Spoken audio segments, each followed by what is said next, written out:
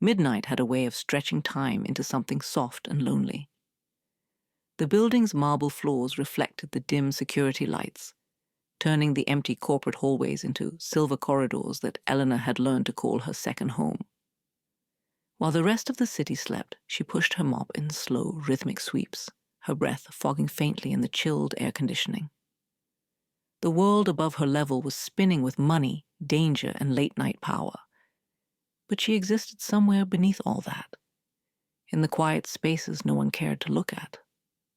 Tonight felt heavier, the silence different. She kept glancing toward the elevator as if something inside her already knew the world was about to shift. Her hands trembled slightly, though she blamed it on exhaustion.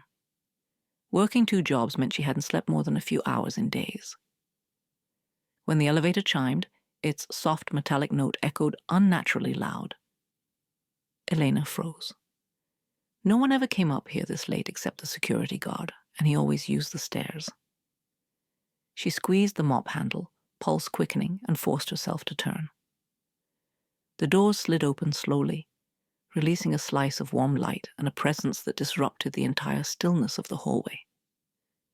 A tall man stepped out, shoulders broad beneath a tailored charcoal coat, movements controlled like someone used to commanding a room with silence alone. His dark hair fell slightly over his forehead, and his jaw was sharp enough to look dangerous even in low light. But it was his eyes, storm gray, unreadable, that made her breath falter. Adrian Moretti, the owner of the building, the man whispered about in rumors, in warnings, in the tight shifts of men who worked in the shadows. A name tied to a world Elena wanted no part of. He shouldn't have been here. He shouldn't have been alone. And he definitely shouldn't have been looking at her the way he did, like her existence had interrupted something inside him. She dipped her head, stepping back with instinctual caution. "Good evening, sir." Her voice sounded painfully small compared to the weight he carried in his silence. Adrian stopped in front of her, not too close, but close enough that she felt the aura of someone who had lived through fire and learned to walk with it. The air around him felt charged. Dangerous, not because he threatened her, but because he simply existed. His gaze moved down to her hands, lingering on the mop, then drifted back up with the faintest crease in his brow. He wasn't annoyed. If anything, he looked curious. "You work late," he said. His voice was deep, roughened at the edges like a man who didn't speak more than necessary. "So do you," she tried to joke softly, but her voice wavered. A ghost of a smile touched his lips, gone before she could believe it was real. He took a step toward the window, and that's when she saw it. His cuff, dark with a stain that didn't belong in a polished corporate building. Blood. Fresh. Her. Breath caught, chest tightening as questions surged to her tongue. But she swallowed them all. Asking would be a mistake people like her didn't get to make. He noticed her stare. "It's not mine," he said quietly. Somehow that did not make her feel any better. Still, his tone wasn't cold. If anything, it held something like reassurance, though she didn't know why a man like him would care about easing the fear of a girl scrubbing floors. Elena forced her gaze away and turned back to her bucket, hoping he would walk past and leave. She didn't belong in anyone's story, especially not his. But instead of walking away, he stood there, studying her like a puzzle he wasn't sure he should solve. "What's your name?" he asked. She blinked. "Eleanor." As soon as she said it, regret washed through her. People like him shouldn't know people like her. Names were dangerous things when spoken in the wrong world. But Adrian nodded slowly, tasting the syllables like they mattered. "Eleanor," he repeated, softer this time, as if storing it somewhere he didn't allow himself to store anything. She didn't know why the sound warmed her and scared her at the same time. She stepped aside, giving him room to pass, but he didn't move. Instead, he glanced at the clock on the wall. "Why are you here so late?" he asked, turning the question back to her. She shrugged, gripping the mop to keep her hands steady. "This is my shift." He tilted his head slightly. "Most people would quit a job that keeps them alone in a silent building at midnight. I'm not most people." "I can see that."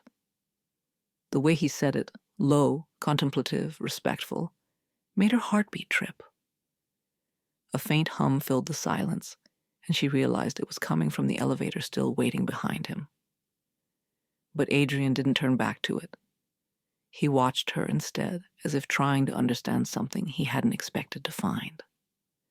For a moment, neither of them moved. Then his gaze softened, just enough to make her chest tighten. "Be careful tonight," he murmured, almost like a warning he didn't want to give. "Why?" she whispered before she could stop herself.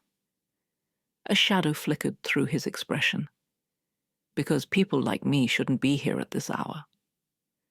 Before she could respond, he stepped back into the elevator, the doors closing between them with a quiet metallic sigh. She stared at the empty hallway, feeling the air shift as if something had passed through her world and left an imprint she couldn't erase. Her fingers trembled as she picked up the mop again. The silence felt different now, charged, as if the building itself had woken up. She forced herself to continue cleaning, but her thoughts tangled with questions she shouldn't ask. Why had he bled? Why had he looked at her like he recognized a piece of himself in her? And why did she suddenly feel the strangest sense that their paths were never meant to cross? Yet something had pulled them together anyway. As she dipped the mop into the bucket, the elevator chimed again in the distance. She didn't turn, but she felt it. A shift in fate, a spark, a thread tightening around her life in ways she couldn't understand yet. Midnight had always been quiet. Tonight, it felt like the beginning of something dangerous. And destiny was watching from the shadows. Eleanor tried to pretend nothing had changed after that night, but the memory of Adrian Moretti stepping out of the elevator followed her like a soft echo she couldn't shut out. She returned for her next shift with the same worn jacket, the same tired steps, the same routine she'd been living for months. But the building no longer felt the same. The hallways felt aware of her, as if the silence now carried eyes. And though she didn't want to admit it, part of her kept waiting for the soft metallic chime of the elevator again. But he didn't appear the next night, or the night after. She told herself it was good. Men like him moved in worlds lined with danger and blood. Worlds that had nothing to do with a girl pushing a mop through corridors meant for people wealthier, louder, and far more important than she would ever be. Keeping her head down had always kept her safe. "Look up too often," her mother once told her, "and you'll meet trouble more quickly than love." So Elena became quieter. She moved through her tasks with mechanical precision, avoiding reflective surfaces where she might accidentally catch her own anxious expression. But even with her eyes focused on her work, she felt him lingering in the corners of her thoughts. His low voice, the way he'd said her name, the strange concern softening a man who shouldn't have known gentleness. By the fourth night, exhaustion had settled behind her eyes like a bruise. She was wiping down one of the glass conference rooms when she heard footsteps. Soft, measured, not rushed like the security guard, not random like late employees. These footsteps carried intent. She stiffened, breath-catching, as a shadow stretched across the glass. She knew it before she turned. She had already felt the air shift. Adrian Moretti was standing in the doorway. He wasn't wearing a coat tonight, just a fitted black shirt with the sleeves rolled halfway up, revealing faint scars along his forearm. Thin white marks like old memories carved into skin. His presence filled the room instantly. Not loud or imposing, just quiet power. The kind that demanded attention without asking for it. Elena's throat tightened. She focused on the cloth in her hand, wiping the glass again even though it was already spotless. She didn't look up. She didn't trust herself if she did. "I didn't expect you to avoid me." His voice was calm, almost casual, but something beneath it hinted at curiosity. Maybe even a touch of offense. She swallowed. "I'm not avoiding you. I'm just working." "You never look up," he murmured. Her hand stilled. He took a slow step closer, not enough to invade her space, but enough to feel the shift of air between them. "Every night you walk the halls like a ghost, eyes down, shoulders tense, as if the world will collapse if you lift your gaze." "I'm just trying to keep my job," she whispered. "I'm not going to fire you. That's what worries me." This time she did look up, just for a second, and instantly wished she hadn't. His eyes locked with hers, sharp and searching, as if every hidden truth inside her was something he could read with ease. Adrian studied her quietly. "You're afraid of me." She held her breath. "Shouldn't I be?" He exhaled through his nose, a sound not quite a laugh. "Most people are. But you looked me in the eye that first night, even when you saw the blood." "That doesn't mean I wasn't scared. It means you have courage," he said, voice deepening. "More than most." Her chest warmed in a way she didn't want to acknowledge. She turned quickly and continued wiping the glass to hide the tremor in her fingers. Adrian didn't move, simply watched her as though she were a story unfolding at its own pace. "You come here every night at the same time," she said quietly, trying to shift the attention away from herself. "Why?" His jaw flexed, shadows crossing his expression. "I have work to finish." "At midnight?" "At all hours," he corrected. "My life doesn't allow rest." Something in his tone held weight, an exhaustion deeper than sleepless nights. Eleanor felt it without needing him to explain. She wanted to ask more, but stayed silent.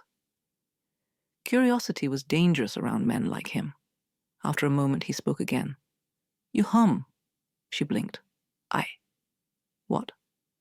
"When you clean," he said, softer now. "A little tune. Same every night?" Her face warmed with embarrassment. She didn't think anyone heard her. She only hummed to stay awake, to keep loneliness from swallowing her whole. "I didn't realize," she murmured. "I did." His voice dipped lower. "It's peaceful."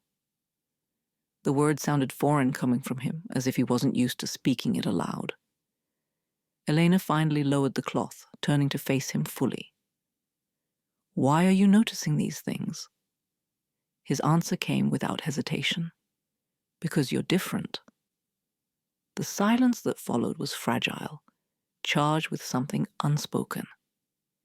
She didn't know what made her chest tighten more, his attention or the fear of what his attention meant.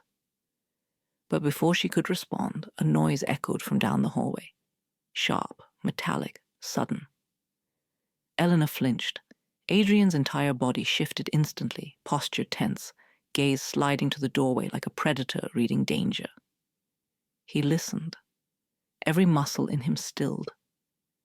Then slowly the tension eased, though his eyes remained cold, focused, alert. "Just Luca," he muttered. "My head of security." Eleanor didn't understand why knowing his guard was close should comfort her. But somehow, it did. Adrian turned back to her. His voice softened again, but the edge of warning remained. "You shouldn't wander alone on this floor. Not anymore." "Why? What's changed?"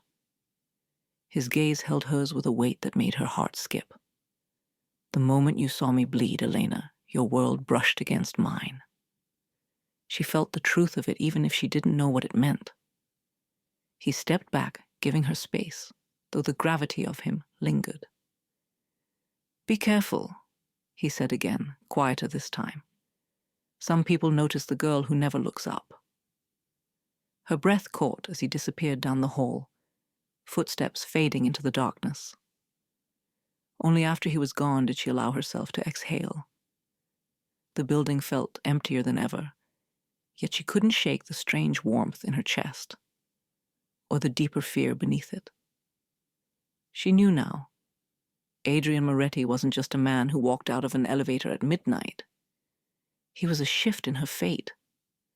And fate had started watching her very, very closely. Elena didn't intend to return to the top floor the next night, but habit guided her feet before her thoughts could catch up. Routine had always been her shield. Predictable steps, quiet movements, no surprises. Yet now every echo of her footsteps felt louder, as if the building remembered what had passed between her and Adrian Moretti and waited for more. She told herself she wouldn't look for him. She told herself she wouldn't care if he appeared or didn't. But when she reached the wide hallway outside his office and found the lights already on, her breath faltered. The door was slightly ajar, a sliver of warm light spilling into the otherwise cold corridor. For a long moment she stood there, unsure if she should enter. But then his voice drifted out, calm, quiet, almost gentle. "Eleanor, you can come in." A shiver ran down her spine. He had sensed her without seeing her. She nudged the door open, stepping inside with the cautious steps. Adrian was seated at his desk, sleeves rolled up again, fingers tracing across documents scattered in careful disarray. But he looked up immediately, the faintest warmth flickering across his expression as though he'd been waiting. The office felt different tonight, less like the lair of a powerful man, and more like a storm kept barely at bay. "You're early," he said. She shook her head. "I'm on time." "Early for me," he clarified, a faint curve touching his lips. She glanced away, setting down her cleaning supplies. "I wasn't planning on interrupting anything." "You're not interrupting." His voice softened, steady. "In fact, I prefer when you're here." The words caught her off guard. She didn't know what to do with them, so she folded her hands and looked at the floor. But he wasn't finished. "I want you to clean this floor first," he said. "Every night from now on." Her head snapped up. "Why?" His eyes met hers with a seriousness that made her pulse quicken. "Because I don't like being alone up here." She didn't believe that fully, not from a man who seemed built from solitude. But the quiet sincerity behind his tone left no room to argue. Against her better judgment, she nodded and lifted the mop. For the next hour, they existed in a rhythm she didn't expect to find comforting. He worked. She cleaned. But he wasn't silent. Not tonight. Every so often he asked her small questions, gentle ones that threaded themselves carefully into the spaces she usually kept locked away. "How long have you worked here?" "Do you live far from the city?" "Do you always hum when you focus?" Her cheeks warmed each time, but he didn't tease.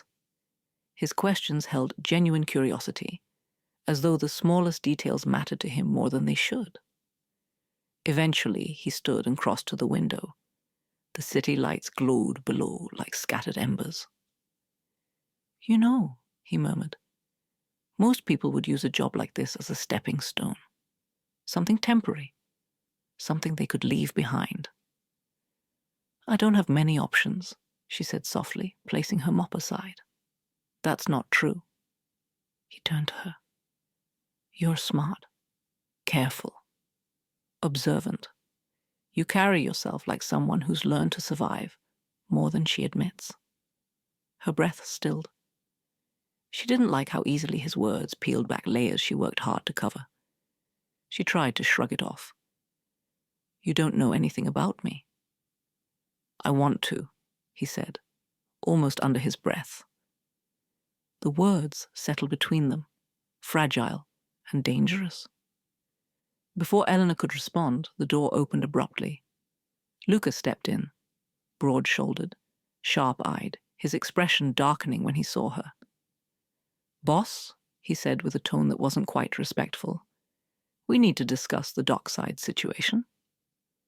Adrian didn't look away from Elena. Later? Luca stiffened. But I said later.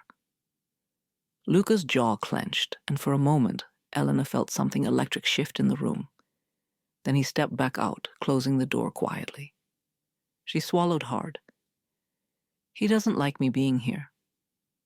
Adrian walked toward her, slow and deliberate, stopping a few feet away, close enough for her to feel the quiet force of him. That isn't your problem, he said. Luca worries too much. He thinks I'm a distraction. Are you? The question held an edge she didn't know how to navigate. She forced herself to meet his gaze. I'm just doing my job. Something softened in his eyes, but it was gone too quickly to read. He walked past her to the table near the far wall, poured himself a glass of water, and then glanced back. Elena, he said quietly, you don't have to be afraid of me. Her voice trembled as she answered, I don't think I'm afraid of you. No, he agreed, studying her carefully. You're afraid of what? Being near me might cost you. Her breath hitched, not because she disagreed, but because he was right. He set the glass down, taking a slow step closer. I don't want anything bad to touch you, not from my world, not from me. But it already has, she whispered. That night. The blood?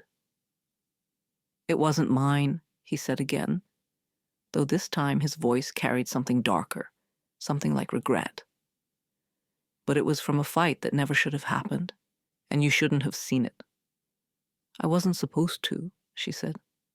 No, he murmured, but fate has an odd sense of timing. His gaze held hers, steady, as though silently promising a truth he didn't yet speak. And though she stood still, she felt the ground beneath her shift again, subtle but undeniable.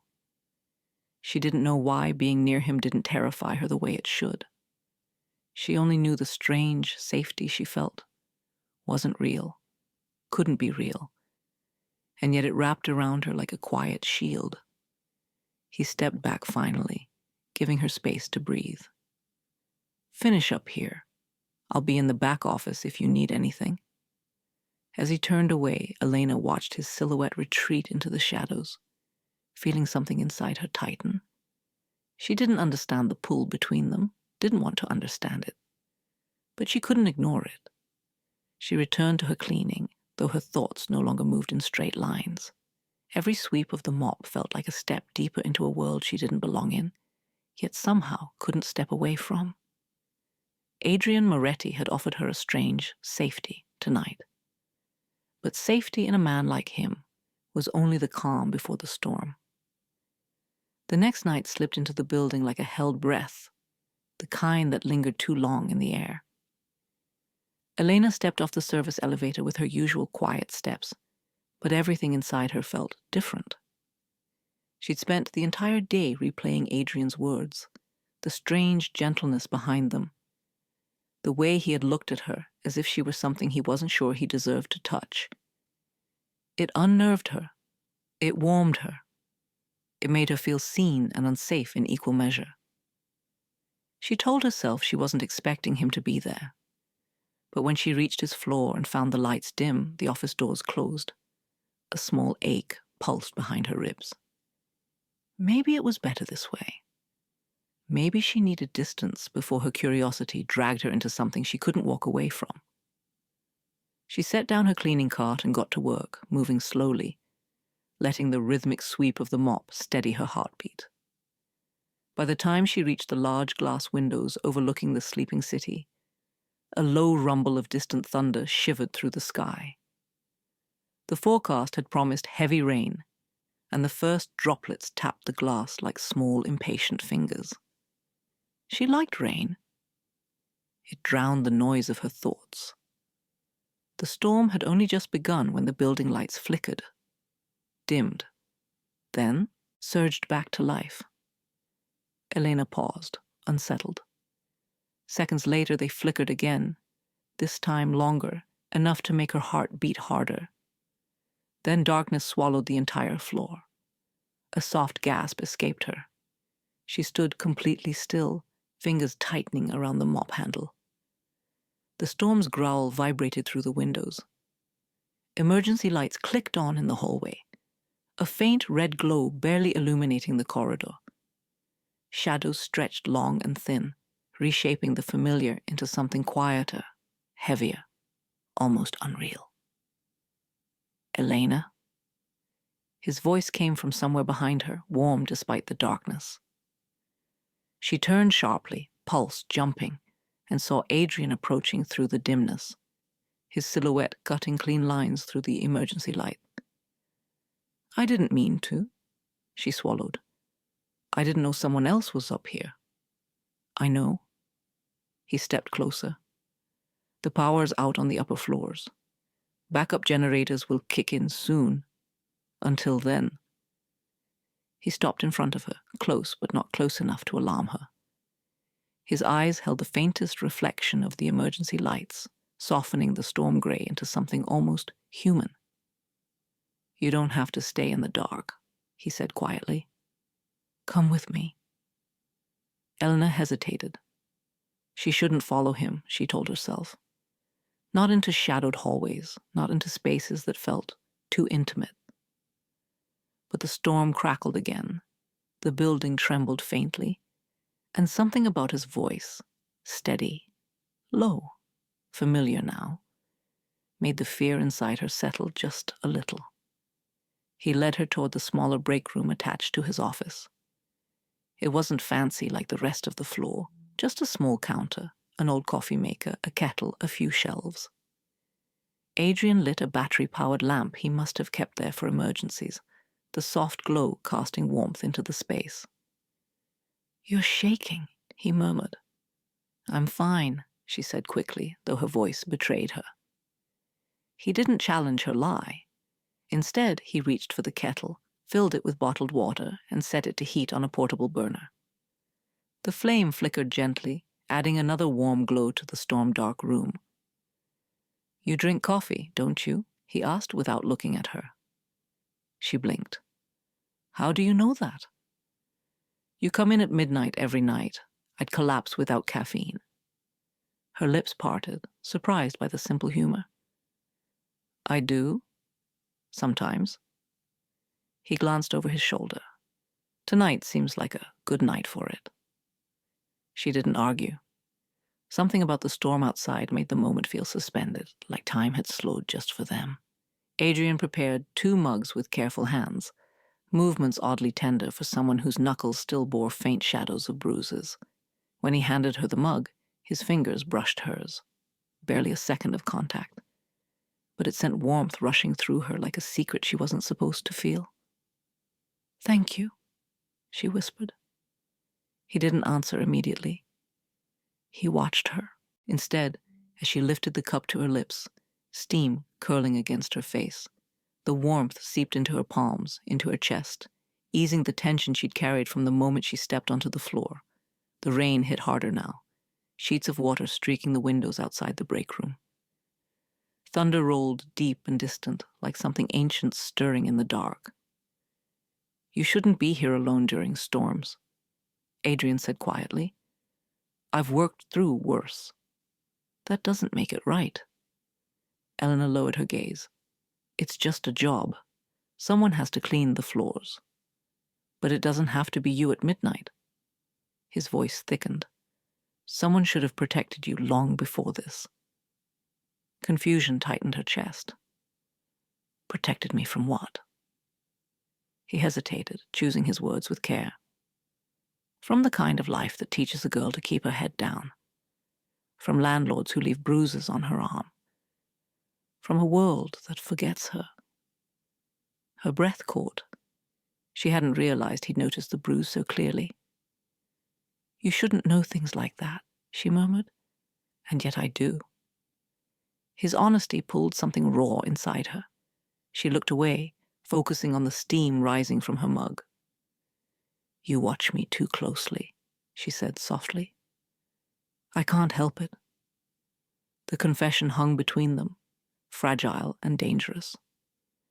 Adrian leaned back against the counter, crossing his arms. He looked almost relaxed, though tension rippled beneath the surface, like a man used to holding his emotions behind steel doors. "I'm not used to quiet," he admitted, "or to people who don't flinch when I walk into a room." "I didn't say I don't flinch." "You flinch at the world," he corrected gently. "Not at me."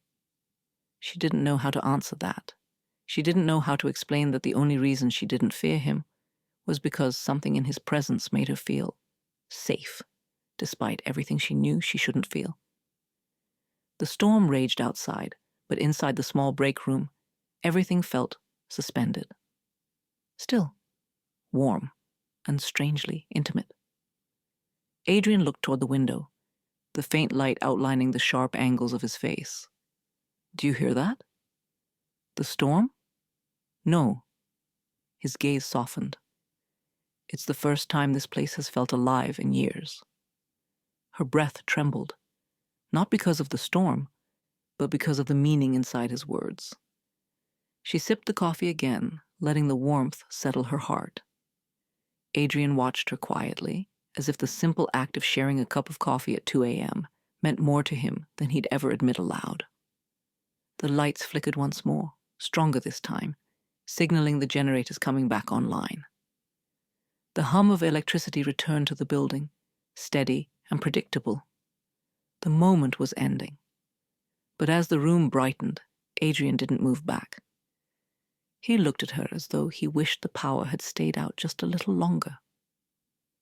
"Elena," he said, softly, "be careful going home tonight." "I will." "And," his voice lowered, "if you ever need a place to feel safe, you know where to find me." She didn't know why her heart ached at his words, only that they felt like the beginning of something she wasn't ready for. When she finally stepped back into the hallway, her coffee still warm in her hands, she felt the strange truth settle inside her. Tonight, she had seen a different side of Adrian Moretti. And for the first time, she feared not the danger he carried, but the way he was slowly becoming a sanctuary she couldn't afford to trust. The storm had passed by the time Elena returned the next night, but something of its electricity still lingered inside her. She told herself it was nothing, that sharing coffee with Adrian at 2 a.m. had been an accident created by a power outage and a moment of weakness. Yet as she stepped into the now brightly lit hallway, her heart tightened in a way she couldn't ignore. The building felt different again, as if it remembered the quiet warmth they had shared and was waiting for whatever would follow. She began cleaning in silence, hoping to avoid him, needing distance she didn't quite understand how to take. But as she passed his office door, she saw him through the glass, leaning over his desk, sleeves rolled up, hair slightly mussed like he'd been running his hand through it too often. He looked lost in thought, burdened by things he carried alone. She quickened her pace, but before she reached the elevators, his voice drifted down the hall. "Elena?" She froze. His tone wasn't commanding. It was softer, almost hesitant. Against her better judgment, she turned. Adrian stood in the doorway, watching her as though he feared she might vanish if he blinked. He stepped toward her, stopping a few feet away, as if careful not to push her too close to the shadows of his world. "Are you free after your shift?" he asked quietly. Her stomach tightened. "Why?" He hesitated, not for lack of words, but for choosing the right ones. "I want to take you somewhere safe, somewhere quiet." She shook her head before she could stop herself. "I can't accept things like that. I shouldn't." "Why not? It's just dinner." "Nothing with you is just anything." His breath stilled.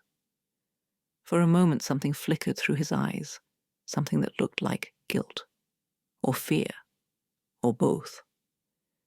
"Elena," he said slowly, "I'm not asking as Adrian Moretti. I'm asking as a man who hasn't wanted someone's company in a very long time."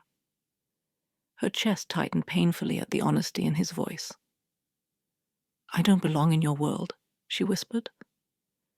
I'm trying to leave that world, he answered, one step at a time.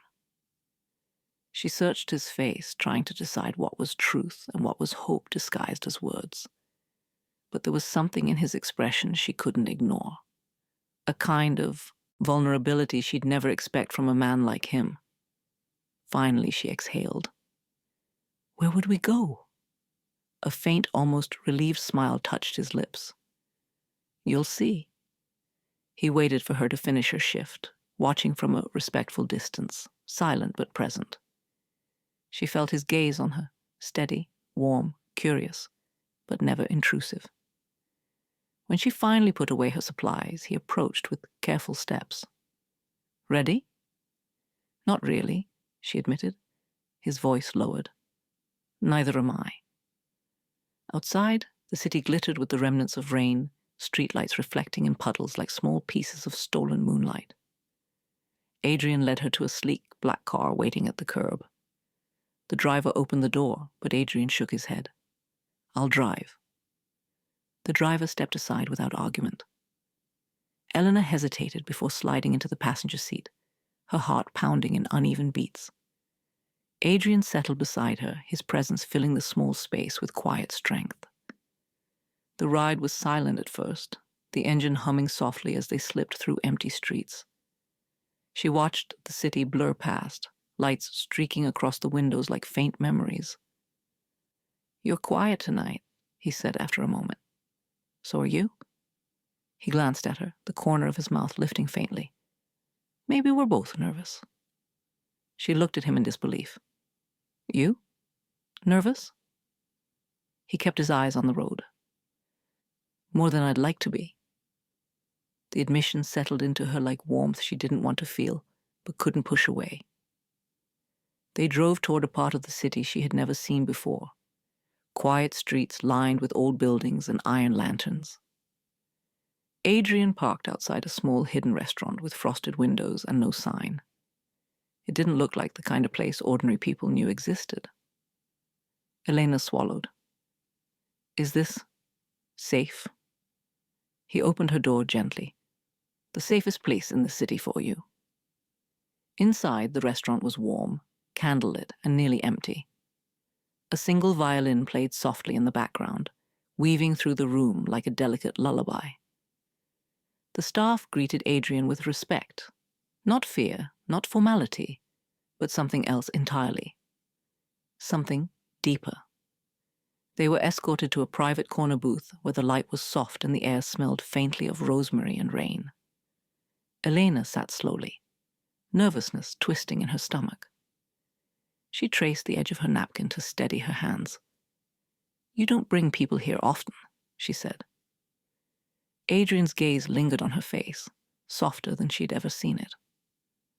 I've never brought anyone here. Her breath caught.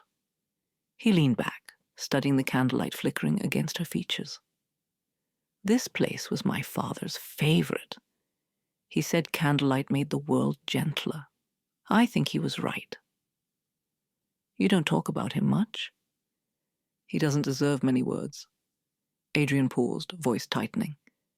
But he taught me some things, like how a quiet night can feel like a sanctuary when everything else falls apart. Eleanor looked down, unsure how to hold the weight of his honesty. Why did you bring me here? His answer was soft, raw. Because when I'm near you, I feel like I can breathe. The words struck her like a tremor beneath the ribs, unexpected, dangerous, and impossibly sincere. She opened her mouth to speak, but a movement across the restaurant caught her eye. A man at the far table, face half hidden by shadow, watched them with sharp interest. Eleanor stiffened, her fingers curling into her lap. Adrian followed her gaze. The softness in him vanished. His entire posture changed, shoulders tensing, jaw tightening, something lethal awakening behind his eyes. He placed a slow hand on the table, poised, controlled.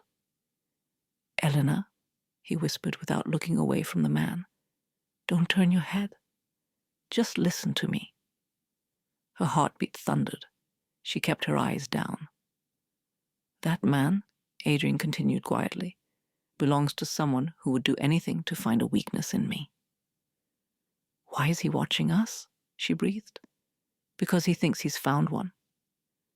Eleanor felt her heart stop. Adrian leaned closer, not threatening, but protective. His voice a low promise against the rising storm inside her. You are not my weakness, he murmured, but they will think you are. She swallowed hard, fear and something deeper twisting inside her. What does that mean? His gaze lifted to hers, shadowed with something heavy and inevitable. It means, he whispered, I shouldn't have brought you here tonight. But his voice held a truth even stronger. He didn't regret it. Not for a moment. The drive back from the restaurant was quieter than the way there, but the silence felt heavier now, filled with questions, fear, and the echo of the stranger's watchful eyes. Rain had started again, light and steady, tapping against the car like a whispered warning. Eleanor sat with her hands folded tightly in her lap, trying to calm the tremor beneath her skin. Adrian's grip on the steering wheel was steady, but she could feel the storm underneath it. Not anger. Something older, deeper, woven from memories he didn't speak of.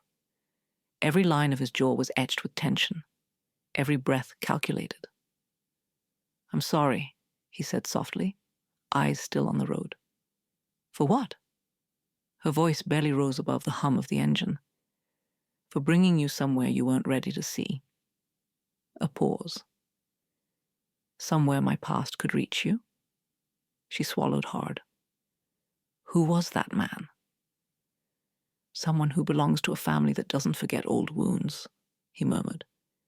People who look for any opening to strike. And I'm an opening? He didn't answer immediately. Instead, he pulled the car into a quiet street behind the building. The soft glow of the street lamp painting shadows across his profile. Only then did he turn toward her, and the weight in his gaze made her breath falter. That man wasn't watching you, Adrian said. He was watching me. You were just a way to hurt you, she whispered. He closed his eyes briefly, jaw tightening. A potential way. She looked down at her hands. They felt too small, too fragile in comparison to the world she had glimpsed tonight. I'm nobody, she said softly. Why would they look at me like I'm anything? Adrian leaned back, exhaling slowly. His voice dropped to something raw. My past doesn't sleep, Elena, and it doesn't care who you are. It only cares who you are to me. Her heart stumbled. She didn't know what she was to him. A distraction? A moment of quiet? A person he felt strangely protective of? Nothing made sense, yet everything inside her tightened with a mixture of fear and something that felt dangerously like longing. He ran a hand through his hair, the headlights catching the silver of old scars across his knuckles. I've done things, he said quietly. Things I don't want you to ever know. Things I'm trying to walk away from. She hesitated, then whispered, Because of them? Because of everyone, he said, voice low. My father built an empire that rotted from the inside. He taught me power was survival. Violence was control. Loyalty was bought in blood, and I inherited all of it, his enemies, his debts, his shadows. He paused, looking out through the rain-streaked windshield, the city lights reflecting like small ghosts. When he died, they didn't mourn him. They sharpened their knives and turned them toward me. Her breath trembled.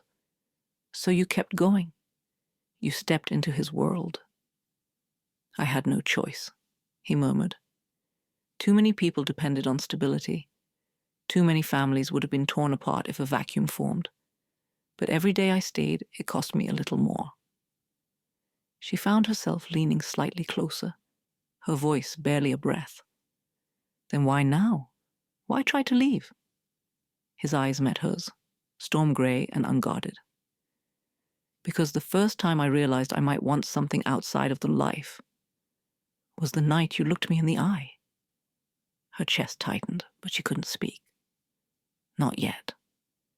He continued, voice softer. You didn't flinch. You didn't look at me the way the world does.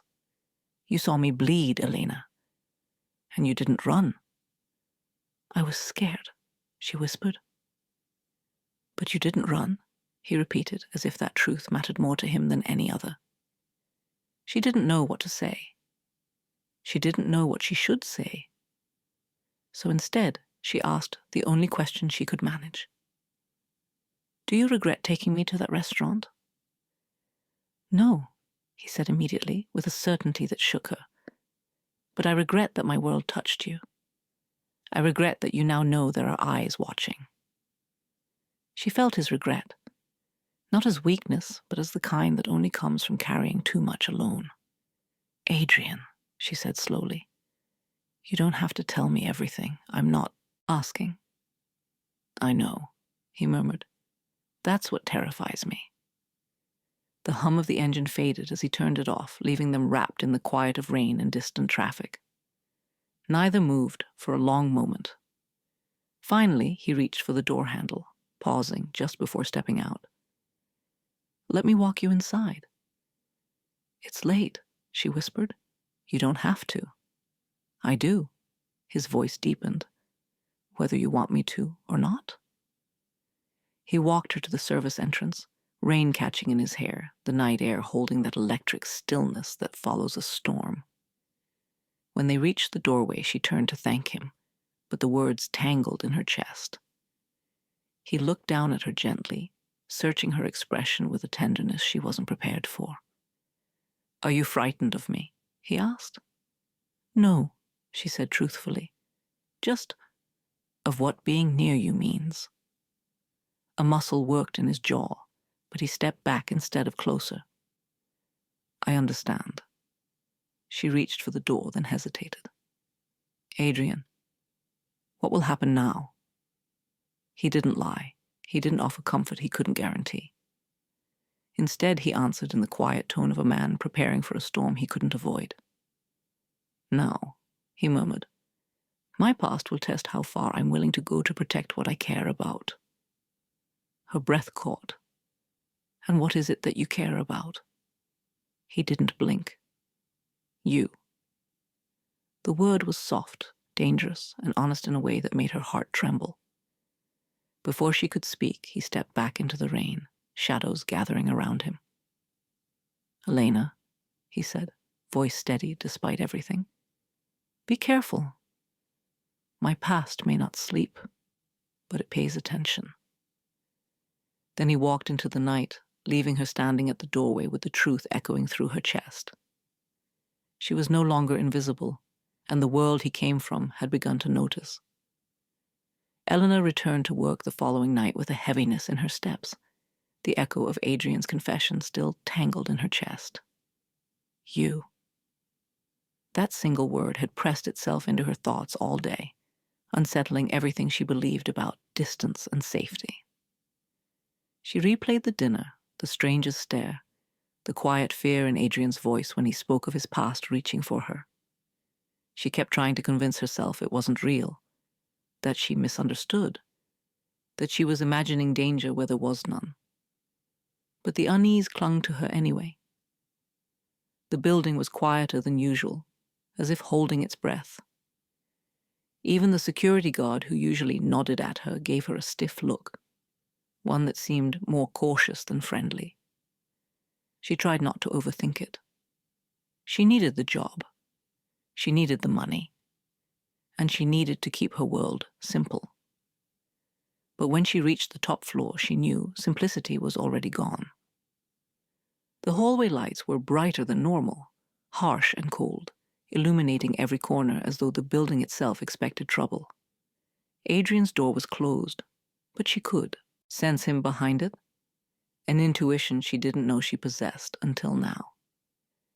The tension in the air felt like a wire pulled too tight.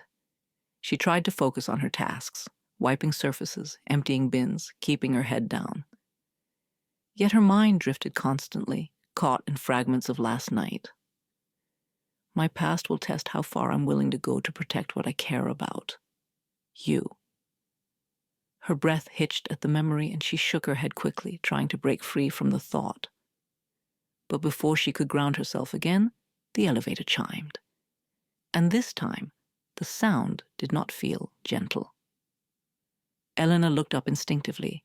The elevator doors slid open slowly, but it wasn't Adrian who stepped out. Two men in dark suits moved down the hallway with calculated steps, their eyes sharp and uninviting. They didn't look at her directly, but their presence ignited a warning deep in her chest. She lowered her gaze immediately, pretending to wipe a nearby desk. Their footsteps faded, then stopped at Adrian's office. The faint murmur of male voices drifted through the closed door, low, tense, and clipped. She couldn't make out the words, but she didn't need to. Something was wrong. A few minutes later, the men left as silently as they came, their suits dripping faint hostility. One glanced at her briefly, enough for her blood to run cold, before they stepped into the elevator and disappeared. Eleanor forced herself to keep working, though her hands trembled so badly she smudged more lines on the glass than she cleaned. She tried to tell herself they were business associates, clients, lawyers, anyone but men from the world Adrian tried to walk away from. But the unease in her stomach told her otherwise, and she wanted nothing more than to go home and crawl under her blanket until the feeling passed. She was reaching for her cart when the door behind her opened quietly. "Elena." She turned, breath catching. Adrian stood in the doorway, expression unreadable, tension radiating from his posture. His tie was gone, top buttons undone, hair slightly unruly, as if he'd run a hand through it out of frustration. But it was his eyes that froze her. They held the same restrained storm she'd seen in him at the restaurant, the one he couldn't hide no matter how composed he tried to appear. "You shouldn't be on this floor tonight," he said. Her heart tightened. "I work here, Adrian. I can't just disappear." "You can, if I tell you to."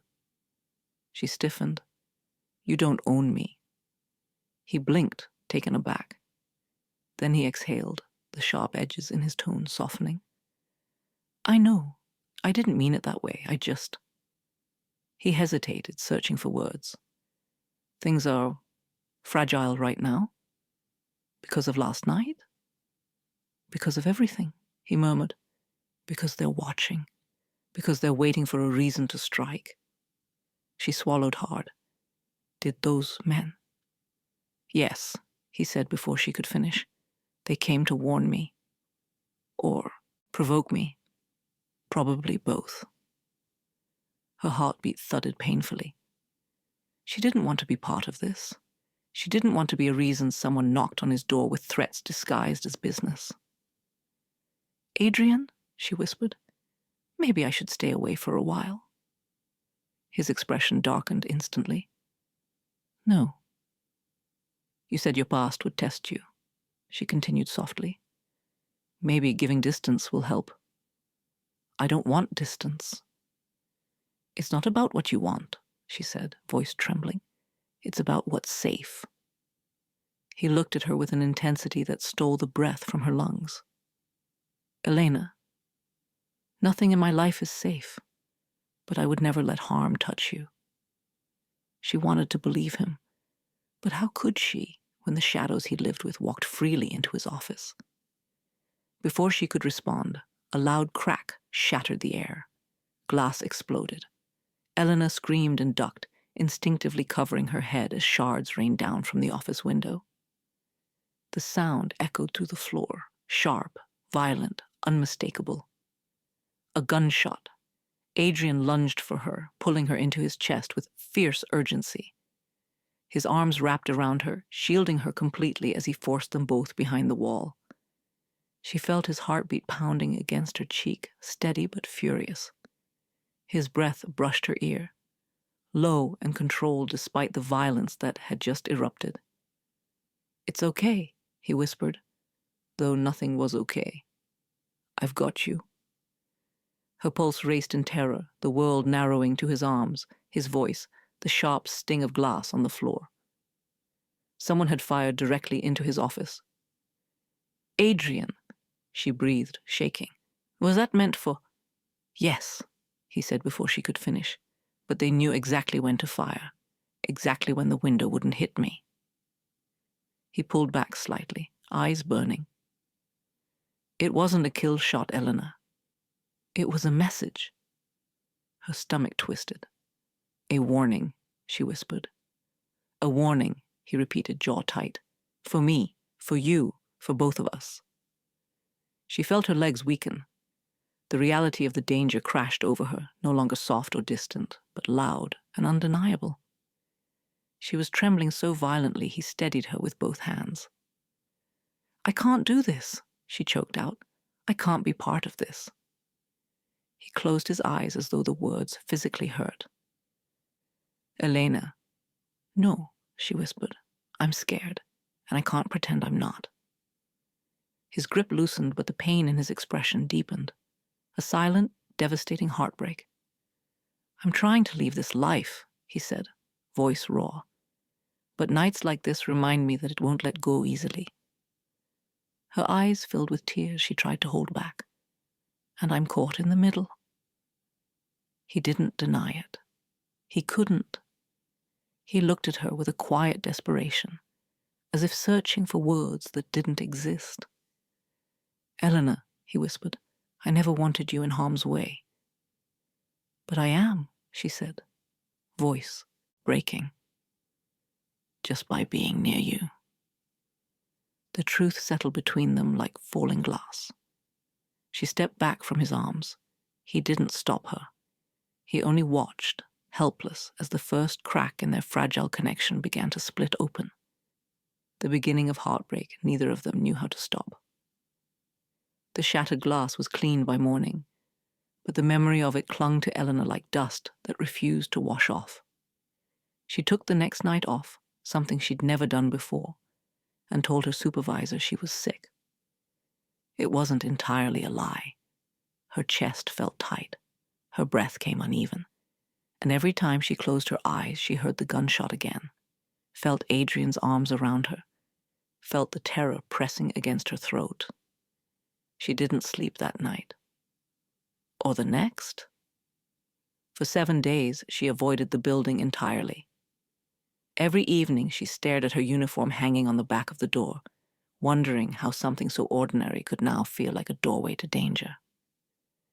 She made tea she didn't drink, paced across the small apartment until her feet ached, and tried to convince herself that stepping away was the right choice, the only choice. But her thoughts betrayed her. Every time she tried to push Adrian from her mind, he returned. His quiet voice, the way he shielded her, the regret in his eyes when she pulled away. She had never known someone to protect her the way he did. She had never known someone whose presence could make her feel both safe and endangered in the same breath. She wished she didn't miss him. She wished her chest didn't tighten every time her phone stayed silent, every time the night passed without a knock or a message or anything to break the distance she had created. But Adrian respected her silence. And somehow, that hurt more than the danger ever had. On the 4th night, she found herself standing near her window long after midnight, watching the city lights blink in the rain. She wondered where he was, whether he was safe, whether he had gone back to that restaurant, whether he regretted ever stepping out of that elevator and meeting a girl who cleaned floors for a living.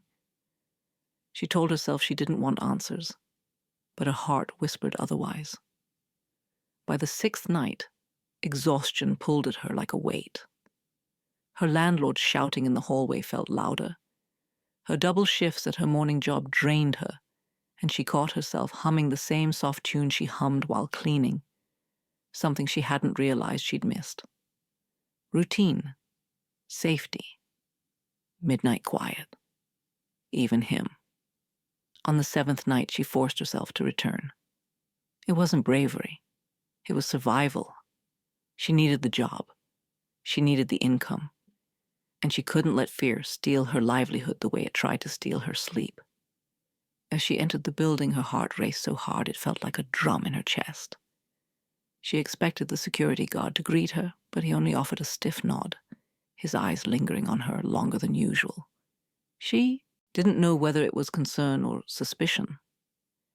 When the elevator doors opened, she hesitated, wondering if every step upward would carry her closer to something she wasn't ready to face. But she pressed the button anyway. The elevator hummed softly, rising floor by floor until the doors slid open onto the familiar hallway. It looked exactly the same. It felt nothing like before. Lights glowed softly overhead. The polished floors reflected her hesitant footsteps. But the air was different. Thicker, charged, aware. Her eyes drifted automatically toward Adrian's office, half expecting to see him through the glass, leaning against the desk, waiting. The office was dark. She exhaled, a mixture of relief and disappointment settling into her bones. Her supervisor had left a note on her card. "Top floor is still your assignment. Let me know if you need anything."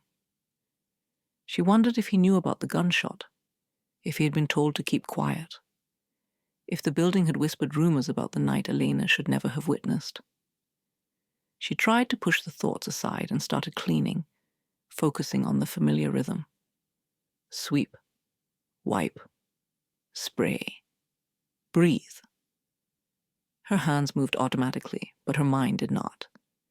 At every small sound she flinched. Every echo of the air vents made her skin prickle. She was wiping down a conference table when she noticed something subtle. One of the security cameras near the ceiling had turned. Only slightly, but enough to face her.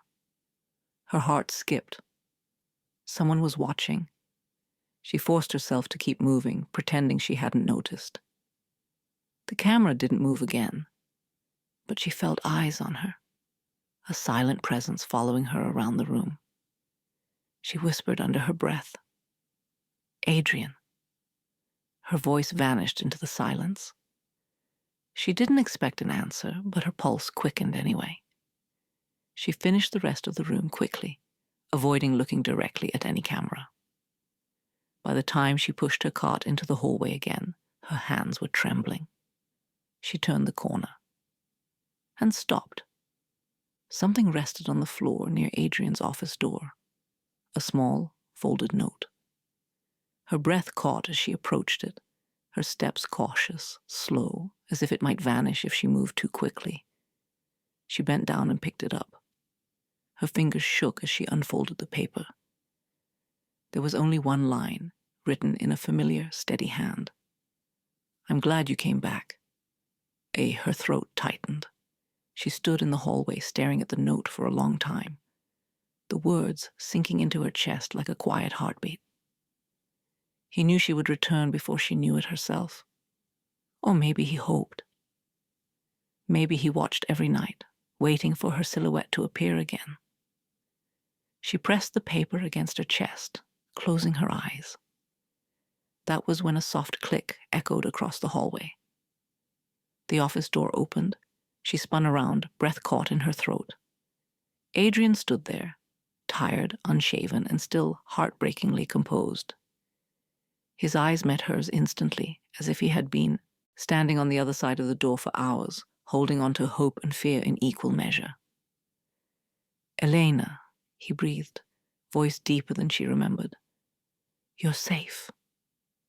It was such a simple word, but coming from him, it trembled with relief. She opened her mouth, unsure what would come out. Anger, sorrow, accusation, longing. She didn't know. But he stepped closer, slowly, gently, as if afraid she might disappear again. "I didn't reach out," he said quietly, "because I didn't want to push you. I didn't want to drag you closer to something you needed space from." Her chest tightened painfully. "A gunshot isn't space, Adrian. It's a warning." "I know." His voice cracked just slightly, barely enough to notice. "And every night you stayed away, I felt it. She swallowed, unable to look away from him. He hesitated, then added with a painful softness, "But you came back." Elena exhaled, the week of silence collapsing around her like a wall finally giving way.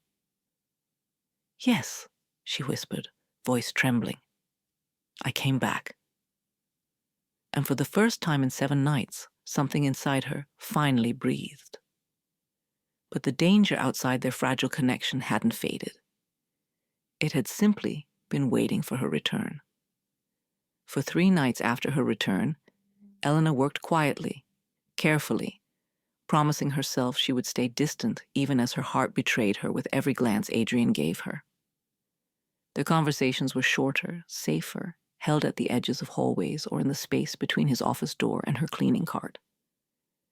He respected the fragile line she drew, never crossing it, never pushing. But she still felt him everywhere. His gaze drifting to her when he thought she wasn't looking, his voice lowering when he spoke her name, his shoulders loosening only when he saw she'd made it through the door. Yet beneath the surface, the air carried a tension neither of them addressed. A waiting, a tightening, a quiet fear trying to take shape.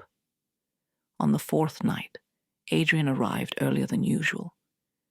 Elena saw him through the glass, talking with Luca, movements sharp and clipped, frustration etched in every line of his body.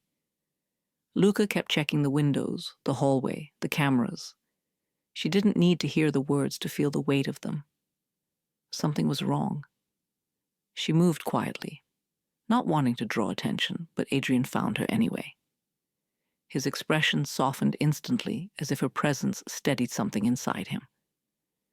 "You made it," he said, breath easing out as though he'd been holding it.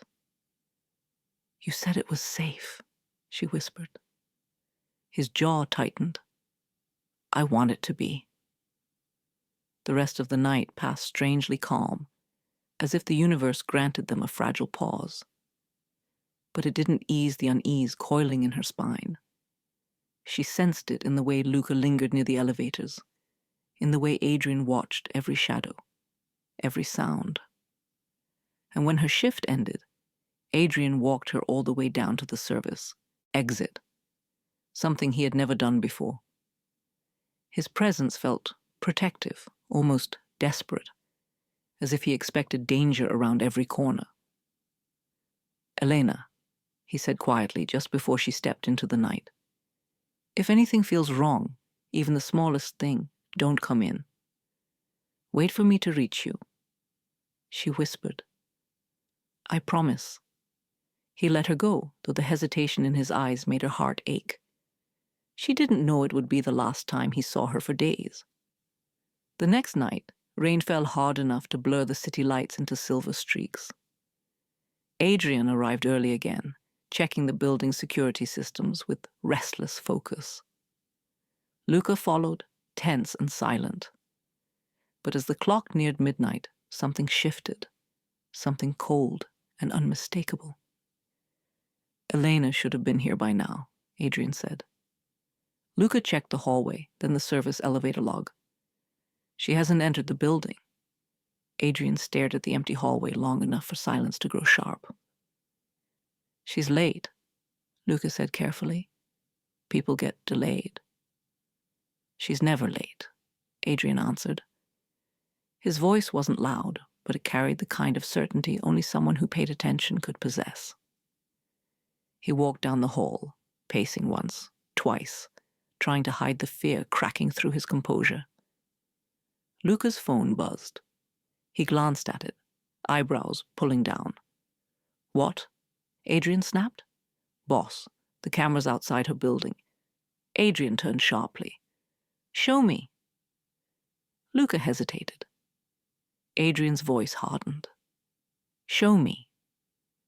They stepped into the office, screens flickering to life with grainy footage. The camera captured the front of Elena's apartment building earlier that evening. She appeared briefly, head down, jacket pulled tight against the rain, keys in hand. Adrian's shoulders eased for a split second. Then another figure appeared in the corner of the frame. A man. Dark hood. Slow, deliberate steps, moving toward her. "Zoom in," Adrian said, voice low and dangerous. Luca obeyed. The man stayed in the frame just long enough for the image to sharpen, tall, broad, with a gait that spoke of intent rather than chance. Elena disappeared inside her building. The man followed, moments later. Adrian's breath stilled. The air became a wire pulled to breaking. "Did she leave the building at all after that?" he asked. Luca swallowed. "No, there's no footage of her coming out." Adrian's face went cold, terrifyingly, absolutely cold. The kind of cold that meant a man had stopped hoping for the best. "Call the team," he said. "Now." Luca hesitated. "Boss." "Now, Luca." Luca moved instantly. Adrian stared at the screen, fists tightening at his sides. His knuckles turned white, the scars along them catching the dim office light like small warnings of all the violence he had survived. He whispered her name, just once, barely audible, but the break in his voice said everything. "Elena." Something inside him cracked open. All the pieces he had held together, all the control he'd maintained, every wall he had carefully built since childhood, shattered. "She didn't just disappear," he murmured. "Someone took her." Luca returned quickly. "The team's assembling. We'll move in 5. Adrian didn't respond. He walked toward the window the bullet had shattered days before, now repaired but not forgotten. Rain streaked down the glass, mirroring the fury gathering beneath his skin. "We warned you they'd try something," Luca said quietly. "Using her." "They won't touch her." Adrian's voice cut through the room like a blade. "Boss." "They won't," he repeated, face hardening. "She's not part of this world. She never should have been dragged into it." Luca hesitated. "Then why did you let her near you?" Adrian didn't look away from the rain-soaked city. "Because she made me want to be someone different."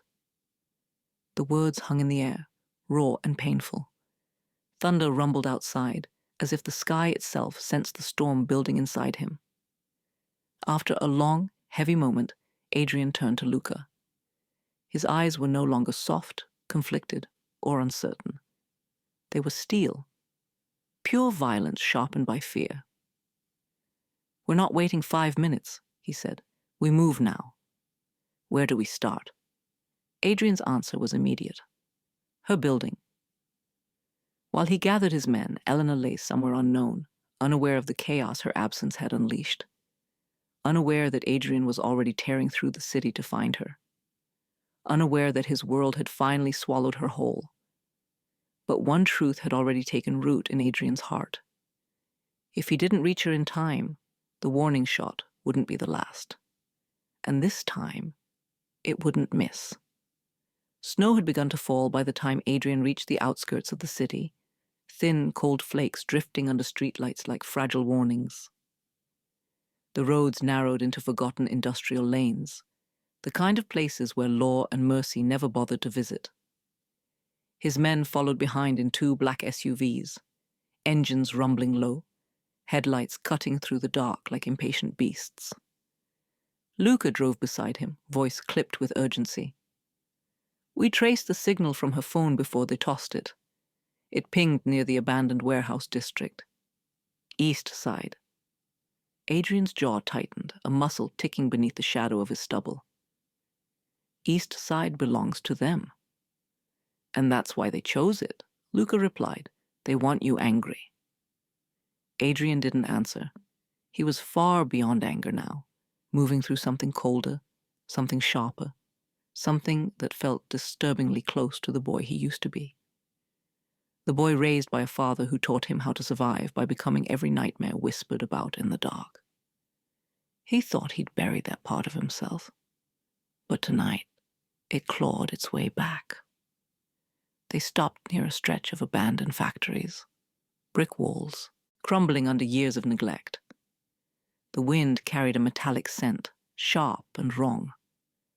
Adrian stepped out of the car before it had fully stopped. Snow clung to his coat instantly, dissolving against the heat of the fury burning beneath his skin. "Boss," Luca said quietly, "they want you to walk into a trap." "I don't care." "You should. That's what they're counting on." Adrian turned his head, eyes like winter steel. "If they hurt her, no one in that warehouse leaves alive." Luca didn't argue again. They moved quickly, slipping through shadows until the warehouse loomed ahead. Its windows shattered, its doors padlocked, but not sealed. Snow thickened around them, muting the world, turning every step into a muffled heartbeat.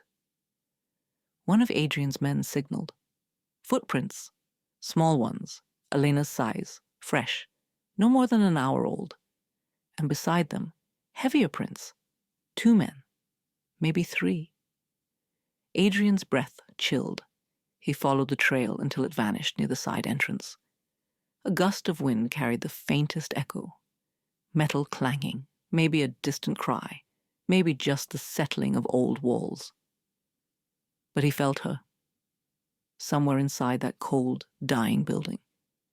He motioned his men forward. They cut the lock silently. The door swung open with a whisper, and a draft of frigid air rushed out, carrying the scent of rust, dust, and dread. Adrian stepped inside first. Always first. Elena drifted between consciousness and darkness, her body aching, wrists bound in front of her. The floor beneath her was freezing concrete, biting into her skin even through her thin coat.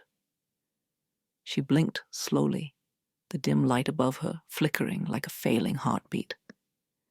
A man's voice echoed somewhere behind her, low, mocking, vaguely familiar from that night in the restaurant. "He'll come." Men like Moretti always come, especially when you take something they shouldn't care about. Elena tried to speak, but her throat was raw. Fear had dried her voice to a whisper.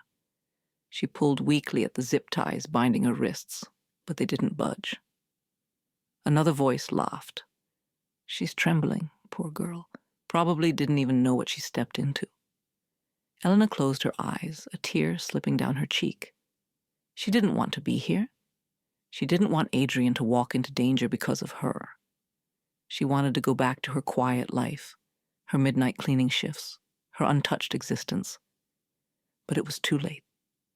Footsteps echoed suddenly, fast, heavy, controlled. Familiar. The men went silent. Elena's heart surged painfully. "Adrian?" she whispered, though she wasn't sure if the sound reached anyone but herself. Then chaos erupted. A door slammed open. Gunfire cracked through the warehouse like lightning. Not wild, precise, controlled. Adrian's style, cold and fast, each shot measured like a breath. "Get her out!" one of the kidnappers shouted. Too late, another hissed. Something crashed. A struggle. Bodies slamming into crates. More gunfire. A shout of pain. She didn't know whose. Her pulse scrambled. "Adrian!" she cried, louder this time, tears blurring her vision. "Elena!" His voice cut through everything, sharp, desperate, alive. A shadow moved across the floor, then Adrian appeared in the doorway of the small room she'd been held in. Snow clung to his coat, blood streaked across his shirt. His or someone else's, she didn't know.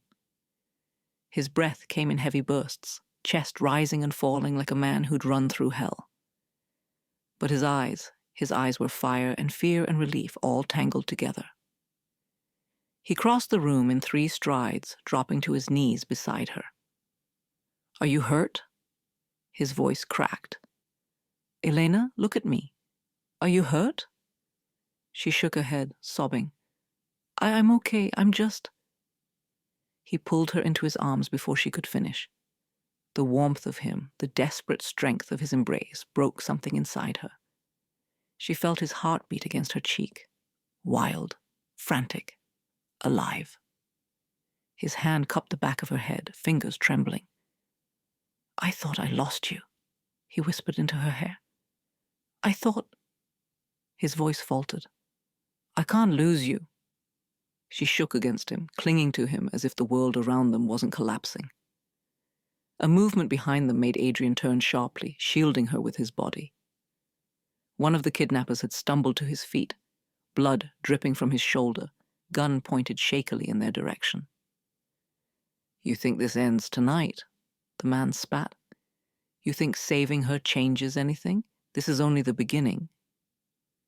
Adrian rose, placing himself fully in front of Elena.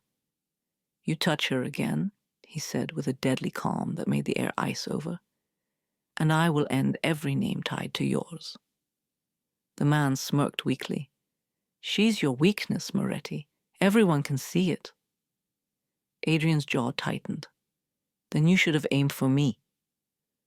One final shot cracked through the air.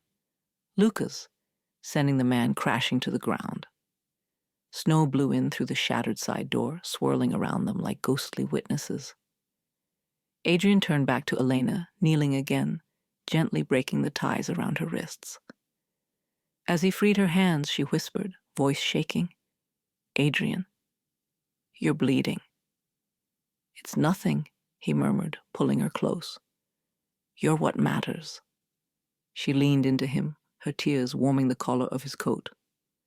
Outside, the snow thickened, covering the world in white. And somewhere between the cold and the chaos, Elena understood one truth. Tonight, Adrian had crossed a line he could never uncross. He hadn't saved her because she was caught in his world. He had saved her because she had become the only part of it he couldn't live without.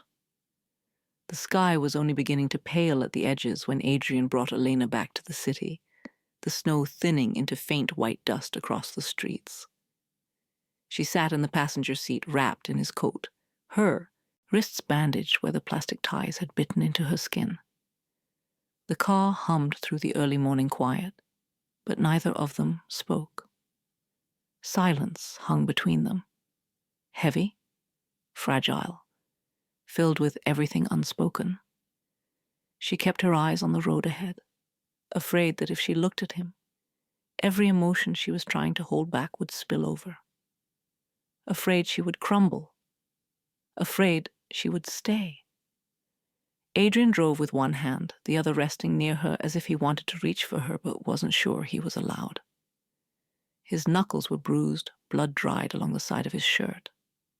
She had asked 2 times if he was hurt. Both times he murmured it was nothing. Both times she didn't believe him.